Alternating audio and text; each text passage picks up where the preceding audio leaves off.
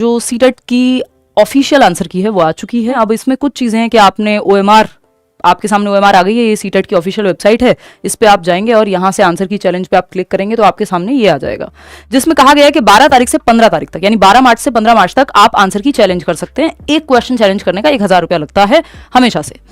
Challenge करने का कोई खास फायदा होता नहीं है, जो मैं इतने सालों से, पिछले 9 सालों में देख रही हूँ, उससे पहले 2 साल पहले पेपर दे करके भी, तो पिछले 11 सालों में कोई खास अंतर आता नहीं है कुछ भी, आप अगर आप चैलेंज कर रहे हैं, अनटिल अनलेस वो NCERT में गिवन चीज ना हो।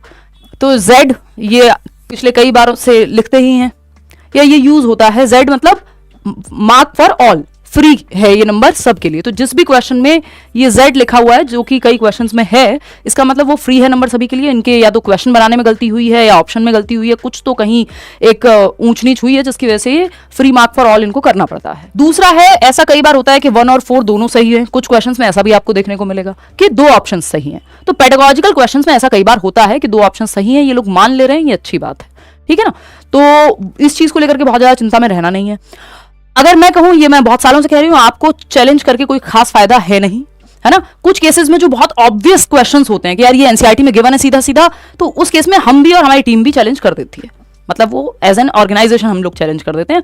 बट उसकी जरूरत बहुत रेयर केस में पड़ती है, क्योंकि ऐसे ज्यादा क्वेश्चंस मिलते ही नहीं है। और अगर बेवजह आप अपनी किसी भी इधर उधर की किताब से अगर चैलेंज करने लग गए, या अपने मन से, या व्हाटएवर इंटरनेट की वजह से आप चैलेंज कर रहे हैं, तो उसमें कोई अंतर नहीं आने वाला। ये जो ऑफिशियल आंसर की आपके सामने आई है, इसमें 1 नंबर इधर या 1 नंबर उधर, इतना ही अंतर आता है। 1-2 क्वेश्चन ही एक्सेप्ट करते हैं, जनरली एक्सेप्ट भी नहीं करते आप जो चैलेंज कर रहे हैं, मतलब वो उनकी राय में ठीक ही होता है। तो आप ये मान लीजिए कि फाइनल आंसर की है, बहुत बड़ा इसमें कोई परिवर्तन होना नहीं है। 1 नंबर या 2 नंबर इधर जाएंगे या उधर जाएंगे, इतना ही रहेगा, अगर आपने ठीक से चेक की है। कई बार ऐसा हो सकता है आप जो पेपर देके आए हैं उसमें आपने गलत मार्क लगाया हुआ है और आपने OMR गलत भर दी, तो वो OMR आप जाएंगे सीटेट की वेबसाइट पे, वहां से डाउनलोड करके चेक कर लेंगे कि आपने एक्चुअली में भरा क्या था।